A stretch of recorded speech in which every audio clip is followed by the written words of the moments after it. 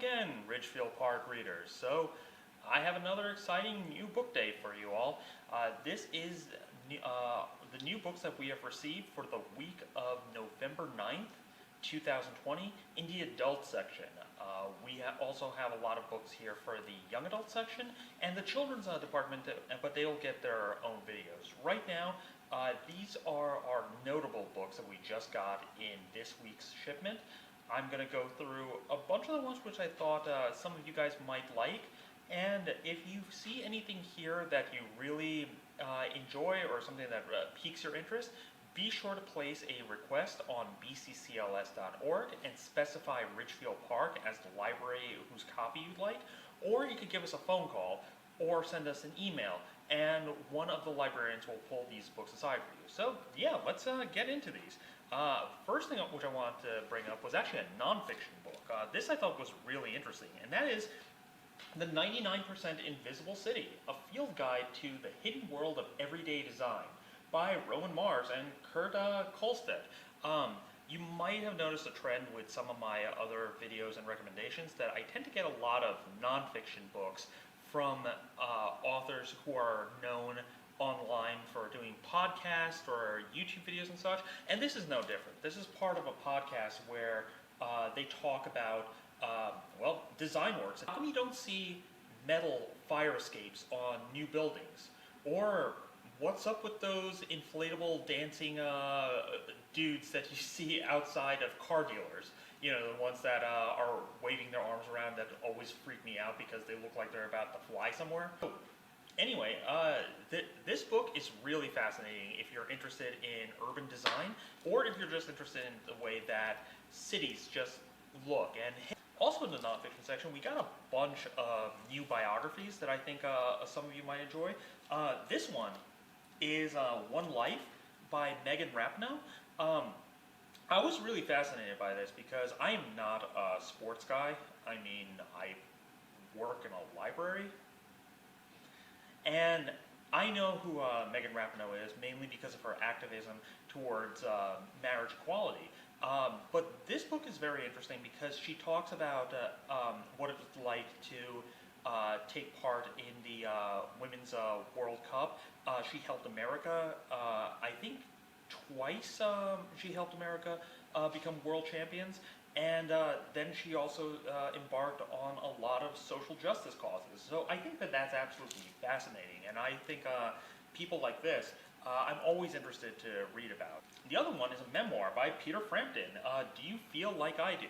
I forgot, just to show you how weird of a year 2020's been, Peter Frampton was inducted into the Rock and Roll Hall of Fame at the beginning of the year.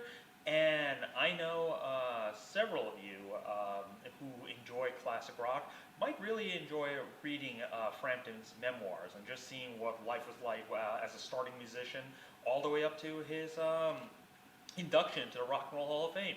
So there's that. And the last one in biographies, this one I'm really fascinated by because this is one of my favorite people to read about from the 20th century, and that is The Dead Are Arising, The Life of Malcolm X, written by Les Payne and Tamara Payne.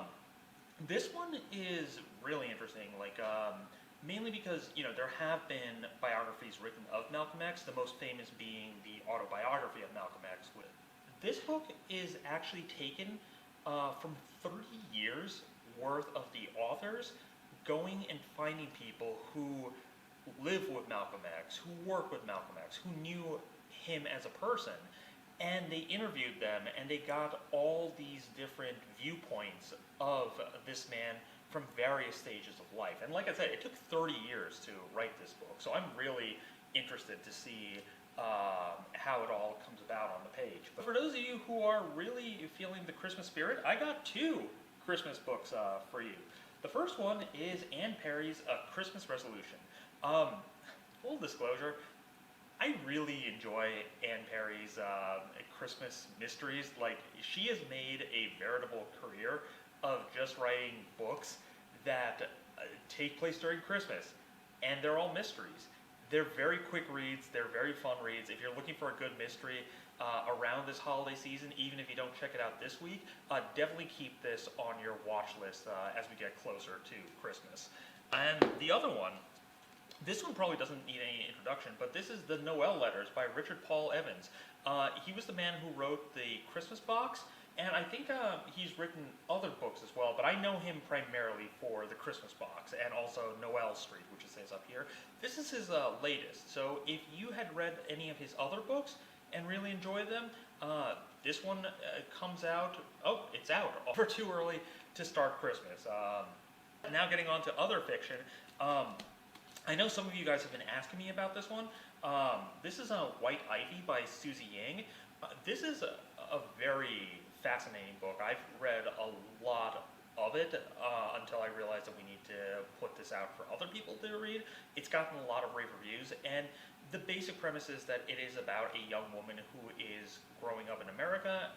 She comes from Chinese immigrants, and a lot of it is about the reconciliation between her heritage as a Chinese woman and her upbringing as an American woman, and trying to find like a balance between that. I find immigrant stories absolutely fascinating, really close to the vein of books like Little Fires Everywhere.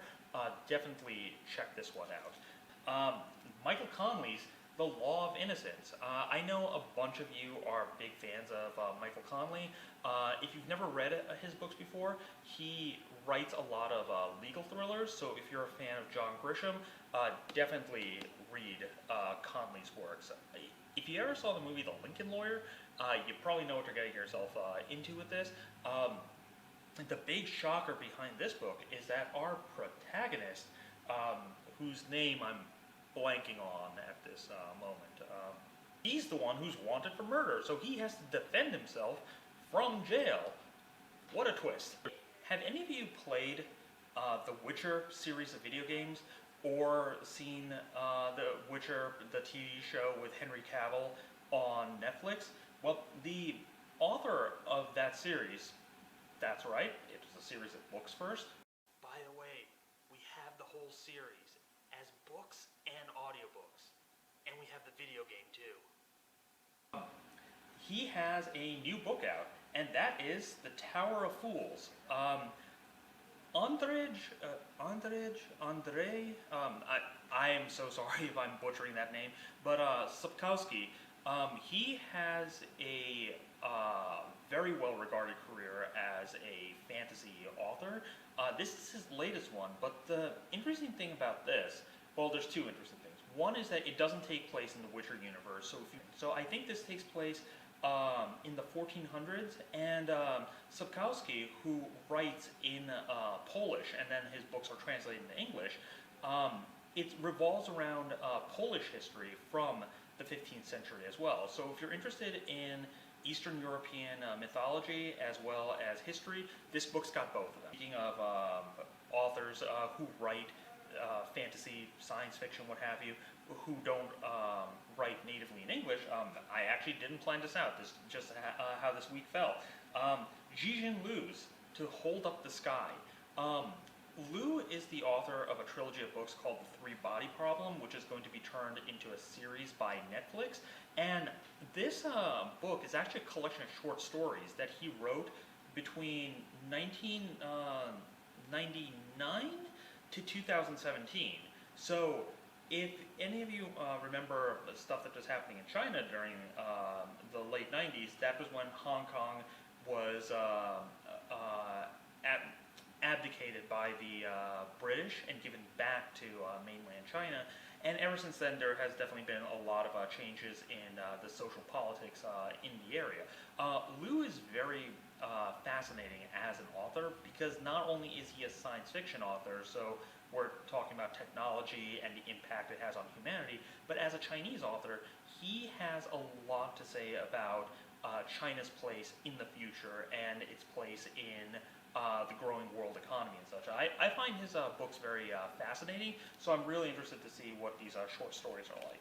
Okay, and last but not least, we actually have a series. This is a rare treat because very rarely do we ever get a good chunk of a series all at once, and especially in the new section, and that would be the Murderbot Chronicles by Martha Wells. There aren't just one, there are 2, 3, 4 books in this series, with a 5th book coming out soon here. These books are really short, like each one is about like less than 200 pages. Wells is a well-known, that was an awful pun, I apologize. My cameraman shaking his head at me. A science fiction author. I've read some of her stuff and I've really enjoyed it. And I'm actually surprised that this series just came out of nowhere. But yeah, it's all about a robot that gains sentience, or is that sapience? I always get the two confused. And basically does a bunch of jobs and is referred to as a murder bot. So I was intrigued to get this for the library just from the title alone. I was going to check it out until somebody decided to check it out before me. You know who you are. Anyway, that's all the time we have today. We are going to be getting more books as the weeks go on. Like I said, there are going to be more videos, so be sure to like and subscribe and see what are the other books that we have coming for the library.